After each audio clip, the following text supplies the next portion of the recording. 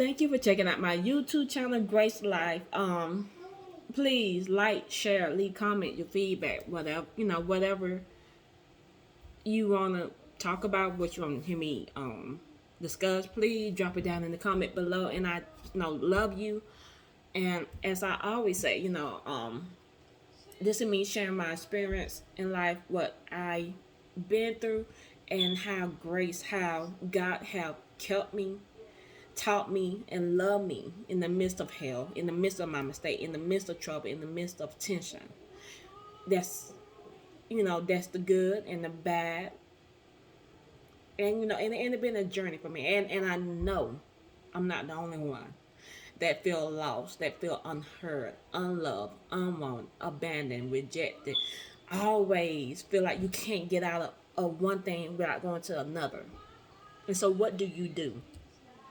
How do you find God when your head is running with worry, doubt, um, fear? What do you do when you feel no one will support you? What do you do when you feel all alone, even though you're in a home full of people? What do you do when you feel like there's no way out? What do you do when you feel like you have done everything you can do? If it's physical and spiritually, if you feel like I pray, I read my Bible, I do my devotion time, I serve, I try to do the thing I think I hear God calling me to, but I have not defeated the the demon. I have not defeated the stronghold, the strong man, the obstacle in my life. What do you do? And even though it might be kind of like, oh, she done said this before, you always have to be encouraged and reminded. You keep hanging on.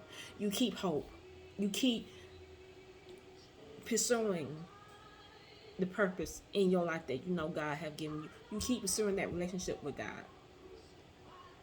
You keep doing what's right, even though hell is coming against you.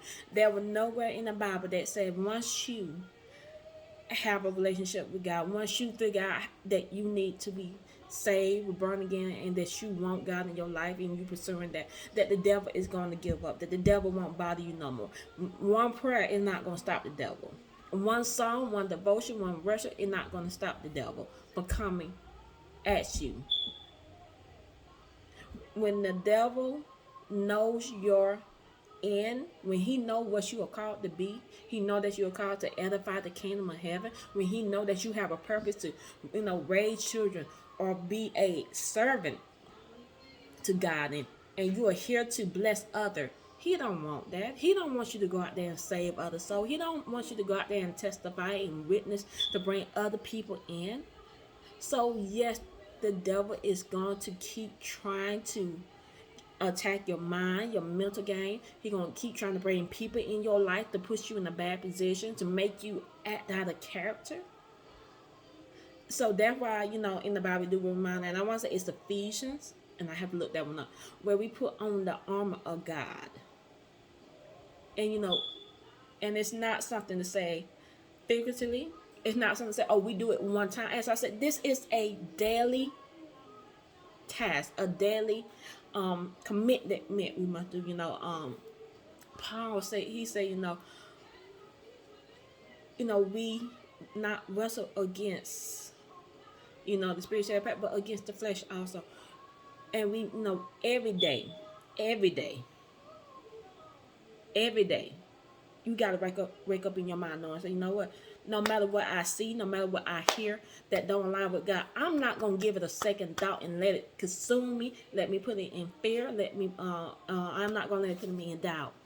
I'm gonna go back to God and say, God, what you want me to do with this situation? God, what you want me to do? Like today, we hear that especially where I'm at, we hearing that there's no gas. Gas because hacker got into the pipeline. Gas because there's no truck drivers. Everybody feeling hey, do what you gotta do to get your gas. To get your, make sure you have, gas in your car. And I understand. But I'm not gonna sit in doubt and say, oh Lord, they ain't gonna never be how I'm gonna afford it. No. Because I'm gonna go back to that word and say, you know what? Philippians 4:19. My God shall apply all my needs accordingly through Christ Jesus. I'm gonna remember Romans 8:28. He worked things out for my good to those who love him. And if I know that I'm the one that, pursuing love, I'm loving God.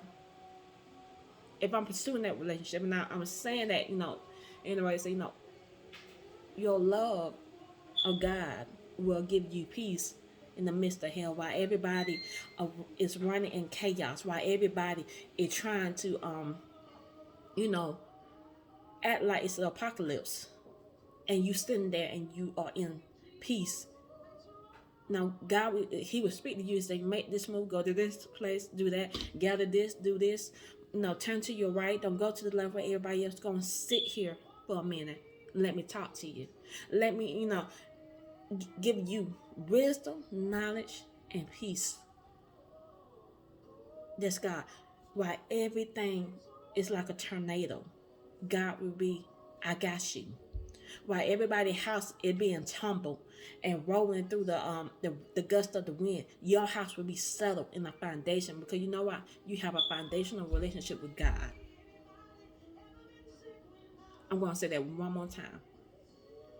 While everybody else is ripping and running like they are in, let's say, the Walking Dead, the apocalypse, World War Z. It's the end of the world, doomsday. It's 1999. The world gonna crash. It ain't gonna be here no more. They bunkering down. God is communicating with you, giving you knowledge, data, wisdom on how to move. He giving you peace on what to do and not to do. Telling you, don't go this way, go that way. Say this, don't say that. Get this, don't get this one. While tornadoes are flipping everyone in the house around, turning them and destroying them and damaging them. So the tornado is Satan getting in there and making chaos and destruction, getting people to do things that they shouldn't be doing, getting them to worry and doubt. See, he gave you, Satan can only give you an idea. It's up to you to run with it. But when you go to God and say, what you want me to do with this situation, God gonna catch you and say, this is what I want you to do with this situation. Pray on it and let me speak to you. Let me download. I am the one in control. So while everyone else's house is up in the air, your home will be a foundational, stable, and still to the ground, because your relationship with God will be the stabilizer. There are stories there where people said they have been in natural disasters. Hurricane, tornado, high-powered winds, flooding. Homes have been destroyed, but one home will be still grounded like it's never been touched. Have we ever thought why? Have we ever thought whoever owned that home, what were they devotion, what were they prayer life, what were they life of peace, and to have power, the power of God to say, I'm not going to be moved by what the world says. I'm not going to be moved by what man said, but I'm going to be moved by the obedience and the authority that what God had given me, and I'm going to be moved what God tell me to do. So I'm not saying we don't never have a quick thought that it is the end. We don't never have a quick thought about, a price going up. Will I die from COVID? Or will I get sick from COVID? Should I get the vaccine or not? We don't never have a thought that, may worry. But this is what I said to you. Are you letting it consume your life? Are you allowing the world emotion move you into a decision that God is not telling you to do? So go back, ground yourself in the relationship with God. Speak to God clearly. In the Old Testament, I remember there was Samuel when he was coming up as a boy, and he was given and actually he went into a, let's say, maybe a mental relationship with Elijah. And Samuel was laying down and he heard his name being called, and he got up and he said, well, it's not my master's, it's not, Elijah calling, not the master calling me. Who is this calling me? He couldn't never see anything. So he finally went to Elijah. He said, well, I keep hearing my name. And he said, well, go lay back down. And when you hear somebody call your name again, he said, respond to it. Respond to it, because that's God speaking to you. So go in your relationship, go in your prayer life, your class life, wherever you go. Lay down, and I mean, in a ready to be lay down in peace. And when you hear your name called, answer and say, God, here I am. I hear you. What, speak to me. And it's on speak to me, Lord. Speak to me. And do not be moved by everybody around you. Ask God for discernment and wisdom, and He'll give it to you. But you gotta settle the world emotion. Don't let that consume you. Don't let it move you out of the will of God. I know this bless someone. I know this helps someone because someone is saying, I'm struggling today. I have anxiety.